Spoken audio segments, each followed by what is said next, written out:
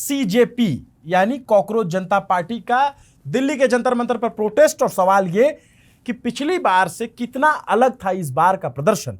क्या जो भीड़ पिछली बार आई थी उससे ज्यादा भीड़ इस बार आई? क्या जिस तरीके से पिछली बार अनऑर्गेनाइज्ड प्रोटेस्ट था इस बार उसे ऑर्गेनाइज्ड कर दिया गया? क्या हिदायतें इस बार बरती गई थी? और रात होते होते आखिर में क्या देखने को मिला? सीजेपी को आज प्रोटेस्ट के लिए दिल्ली पुलिस ने पहले से अनुमति दे रखी थी, लेकिन यह अनुमति सिर्फ 5 बजे तक के लिए सीमित थी।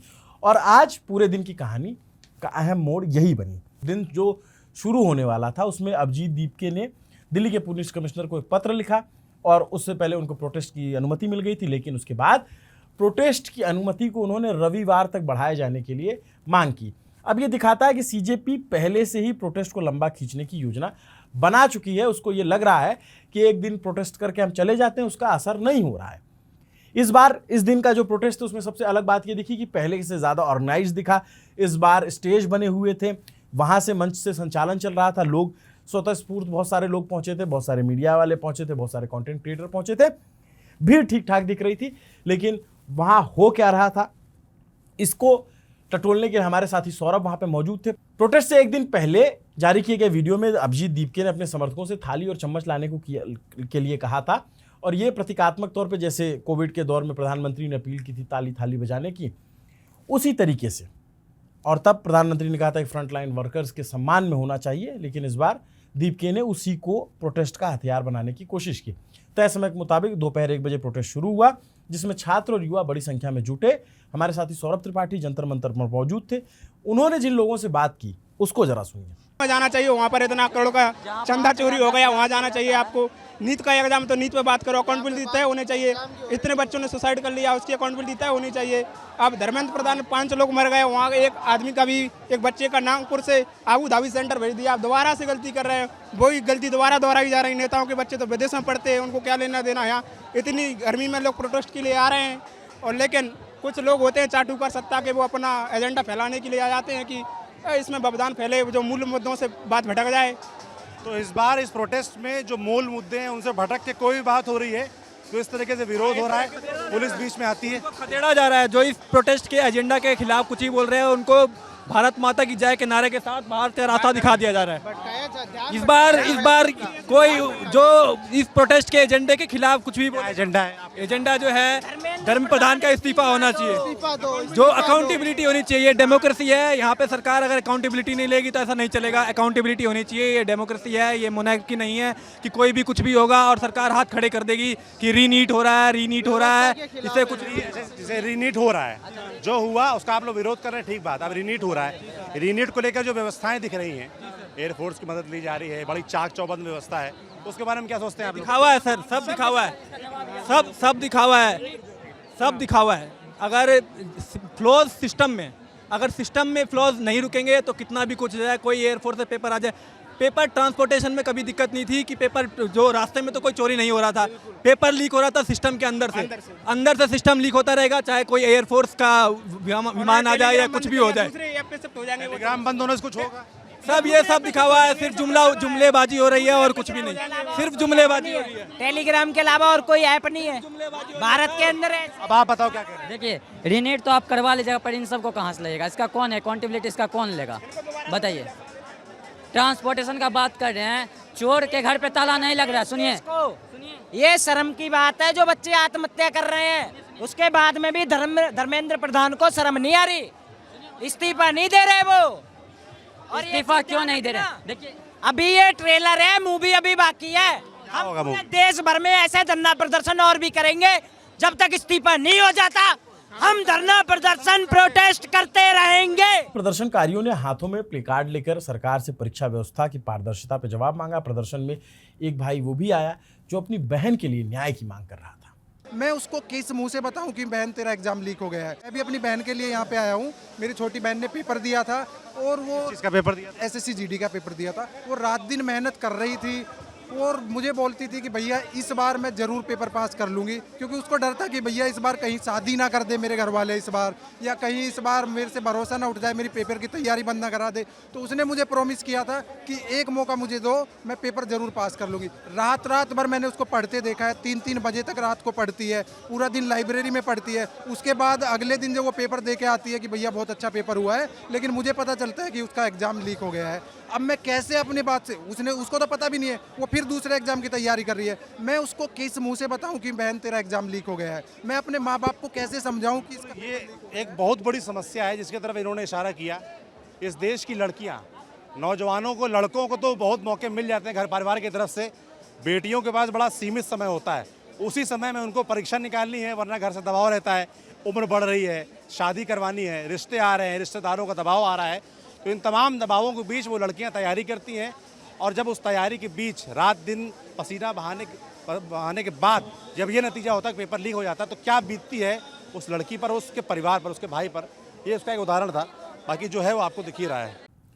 अब जैसा अभिजीत दीपके के आह्वान किया था और समर्थकों से थाली चम्मच बजाकर अपना गुस्सा जताने के लिए कहा था, तो प्रोटेस्ट में आज उन बच्चों को जो श्रद्धांजलि भी दी गई जिन्होंने नीट परीक्षा रद्द होने के बाद या पेपर लीक होने के बाद अपनी जान दे दी थी। ये शर्म की बात है जो बच्चे आत्महत्या कर रहे हैं, उसके बाद में भी धर्मेंद्र प्रधान को शर्म नहीं आ रही, इस्तीफा नहीं दे रहे वो। और इस्तीफा क्यों नहीं दे रहे? देखिए अभी ये ट्रेलर है, मूवी अभी बाकी है। हम होगा पूरे देश भर में ऐसे धरना प्रदर्शन और भी करेंगे, जब तक इस्तीफा नहीं हो जाता हम धरना प्रदर्शन प्रोटेस्ट करते रहेंगे। सोनम वांगचुक जो शिक्षाविद हैं वो भी इस प्रदर्शन में शामिल हुए। उन बच्चों ने जिन्होंने नीट के गड़बड़ी के चलते आत्महत्या की, उन्हें श्रद्धांजलि दी। सरकार से कहा कि अगर सरकार जवाबदेही तय नहीं करती है तो लंबे अनशन पर जाएंगे और धर्मेंद्र प्रधान का इस्तीफा मांगेंगे जो शिक्षा मंत्री हैं। इसके बाद जैसे ही शाम 5 बजे तय समय निकला, दिल्ली पुलिस प्रदर्शनकारियों को बताना शुरू कर देती है कि उनकी अनुमति केवल इसी समय तक के लिए थी, इसीलिए जगह खाली करनी होगी। लेकिन दीपके ने साफ कह दिया कि जब तक शिक्षा मंत्री इस्तीफा नहीं देते तब तक उनके साथी जंतर मंतर से नहीं हटेंगे। और यही था वो मोमेंट जहां सहयोग वाला रुख टकराव में बदल गया।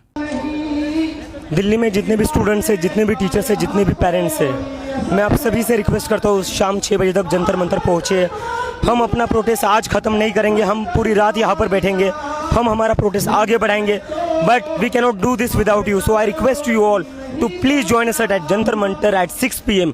अगर आप लोग ने आएंगे तो ये मूवमेंट पुलिस ख़त्म कर देगी, इस मूवमेंट को पुलिस दबा देगी। So I request again everyone, each one of you to please join us at 6 PM for the students who have committed suicide. It's time we stand together for students and for this nation. Thank you. इसके बाद police ने site खाली कराने का प्रयास शुरू किया और बड़ी संख्या में भीड़ को हटाया। इस कार्रवाई के बावजूद दीपके समेत करीब 150 प्रदर्शनकारी मौके पर ही जमे रहे। इस दौरान मौके पर 200 से ज्यादा दिल्ली पुलिस और रैपिड एक्शन फोर्स के जवान तैनात थे और ये संख्या सुबह की तैनाती से कहीं ज्यादा थी, जो स्थिति की गंभीरता को बता रही थी। पुलिस ने पूरे इलाके में एंट्री पूरी तरीके से बैन कर दी, बंद कर दी, ताकि नए लोग प्रोटेस्ट में शामिल ना हो सके। सुबह दीपके ने जो पत्र लिखकर प्रोटेस्ट को रविवार तक बढ़ाने की मांग की थी, पुलिस ने उसे खारिज कर दिया। यानी आधिकारिक तौर पर प्रोटेस्ट जारी रखने का कोई इजाजत पुलिस की तरफ से नहीं है। दीपके ने दोहराया कि वो प्रोटेस्ट को आगे बढ़ा रहे हैं, मंत्री के इस्तीफे तक नहीं रुकेंगे। शाम को ही अभिजीत दीपके ने एक और वीडियो जारी किया, उसमें उन्होंने दावा किया कि पुलिस उन्हें गिरफ्तार करने आ रही है। मैं अभी जंतर मंतर पर हूँ, पुलिस मुझे अरेस्ट करने आ रही है। तो जितने भी इस देश में युवा इस वीडियो को देख रहे हैं वो अपने अपने डिस्ट्रिक्ट में जेल भरो आंदोलन शुरू कर दीजिए। चाहे कुछ भी हो जाए, हमारा आंदोलन रुकना नहीं चाहिए।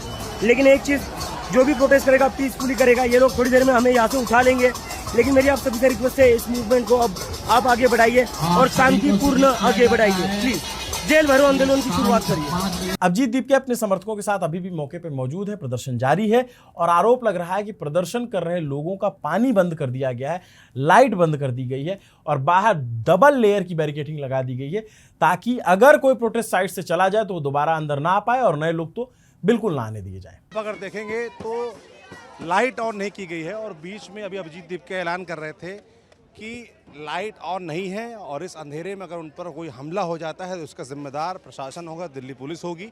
तो जो भी नारेबाजी हो रही थी वो इसी को लेकर हो रही थी कि कैसे जो लाइट है वो ऑन हो, लाइट ऑन करने की अपील की जा रही थी, मगर लाइट ऑन नहीं है। कुछ मुझे लगता है किसी मीडिया कर्मी ने या किसी ने लाइट ऑन कर दी थोड़ी सी सामने, बाकी लाइट ऑफ है। सामने जो दिख रहा है वो आप देख ही रहे हैं। अभिजीत दीपके हैं, उनके साथी हैं, और लाइट ऑन करने की डिमांड फिलहाल की जा रही है। पानी की सप्लाई बहाल करने की डिमांड की जा रही है। पुलिस प्रशासन आपको मैं दिखाऊं तो इस वक्त एकदम नदारद है। पहले जब हम आए थे, मतलब अभी 1 से 2 घंटे पहले, तो उस तरफ पूरा आरएएफ तैनात थी, बड़ी फोर्स थी। अब पूरा गायब है, प्रशासन गायब है। पुलिस बड़ी छोटी संख्या में दिल्ली पुलिस यहाँ पर है और प्रोटेस्ट लगातार जारी है। ये 8 बजे की तस्वीर जो आपको हम दिखा रहे हैं। साथ में लोग भी हैं। अभिजीत दीपके मीडिया से बात कर रहे हैं।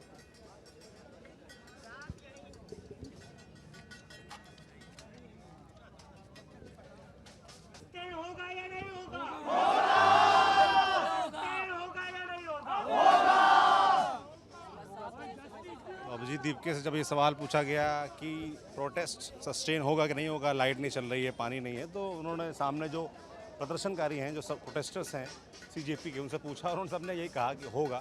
तो प्रोटेस्ट चालू है। पुलिस फिलहाल नदारद है। जो बड़े लेवल पे फोर्स थी वो गायब है। प्रोटेस्ट के लिए आप देख रहे हैं मंच पर जो प्रोटेस्टर्स हैं, वो मंच के सामने प्रोटेस्टर्स तैनात हैं। बाकी क्या होता आगे नजर हम बनाए हुए हैं। तो अभिजीत दीपके अभी ऐलान कर रहे थे, मीडिया से बात करते हुए कह रहे थे कि भाई लाइट बंद है और इस लाइट बंदी के बीच अगर उन पर कोई हमला हो जाता है तो पुलिस जिम्मेदार होगी। वो आरोप भी लगा रहे हैं कि पुलिस प्रशासन जानबूझकर ऐसा कर रहा है, जानबूझकर ये साजिश रची जा रही है ताकि ऐसा सिचुएशन बन जाए कि उन पर हमला हो जाए। ये पूरा घटनाक्रम इसलिए भी अहम है क्योंकि कल यानी 21 जून को नीट यूजी का री एग्जामिनेशन होना है। जो पेपर पहले से लीक हुआ उसको दोबारा कराया जा रहा है और इस बीच ये प्रोटेस्ट चल रहा है। प्रोटेस्ट के साथ साथ अब नीट के री एग्ज़ाम पर भी हमारी नज़र रहेगी कि आखिर वहाँ क्या हो रहा है, कैसे चल रहा है।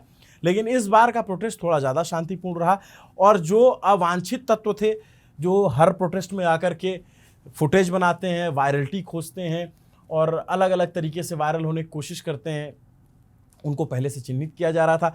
बीच बीच में पुलिस उनको ले भी जा रही थी, निकाल भी रही थी। तो कुल मिला के प्रदर्शन शांतिपूर्ण रहा। लेकिन रात कैसे बीतेगी इस पर बड़ा सवाल है और रात के बाद जो सुबह होगी उस वक्त तक कितने लोग प्रोटेस्ट स्थल पर जमे मिलेंगे और दिल्ली पुलिस अगर लोग रुके रहते हैं तो उसका क्या रुख होगा, इन सब पर हमारी नज़र रहेगी। लेकिन एक सीजेपी की प्रोटेस्ट को लेकर के जो बात होती है उसमें यह पूछा जाता है कितनों की भीड़ आई। भीड़ का सवाल नहीं है, सवाल उस मांग का है जिसमें सरकार से पारदर्शिता बनाए रखने की मांग की जा रही है। सवाल पूछा जा रहा है कि शिक्षा मंत्री का इस्तीफा होगा या नहीं होगा, और सवाल पूछने का अधिकार इस देश में हर नागरिक को है। भीड़ तो छोड़िए साहब, अगर एक व्यक्ति भी सवाल पूछता है खड़ा होकर के तो सरकार की जिम्मेदारी बनती है कि उस सवाल को इंगेज करे, उसका जवाब दे। और चूंकि अब आने वाले समय में मॉनसून सत्र आने वाला है तो जाहिर है संसद में नीट का मुद्दा जरूर बनेगा। तब सरकार का क्या रुख होगा और क्या शिक्षा मंत्री धर्मेंद्र प्रधान की कुर्सी तब तक बनी रहेगी या कुछ बदलाव होगा, प्रधानमंत्री इस पर क्या निर्णय लेंगे, अभी तक कोई भी रिस्पांस उधर से नहीं आया है। और इन्हीं सब पर सबकी नज़र बनी हुई है, पूरा देश इसको देख रहा है। और आप न्यूज़ पेज देखते रहिए क्योंकि जो एक्चुअल खबर है, जो ज़मीनी सच है, वो बिना किसी राग द्वेष अनुराग के हम आप तक पहुंचाते रहेंगे। हर एक आवाज़ को न्यूज़ पिंच जगह देता रहेगा, चाहे सत्ता पक्ष हो, चाहे विपक्ष हो, चाहे कोई प्रेशर ग्रुप हो, चाहे कोई लोकल लोग हों, हर तरह के मुद्दों को हम उठाते रहेंगे। आपको हमारी कवरेज कैसी लगती है कमेंट करके ज़रूर बताइएगा। अभिनव पांडे नाम है मेरा, शुक्रिया।